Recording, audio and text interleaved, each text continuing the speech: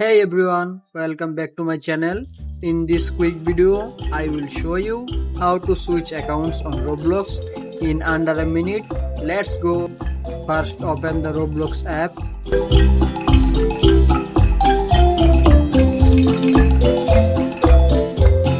Tap on the three dots menu at the bottom right corner on your phone.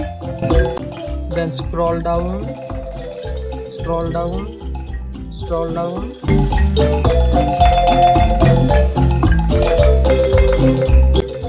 Then tap on switch accounts.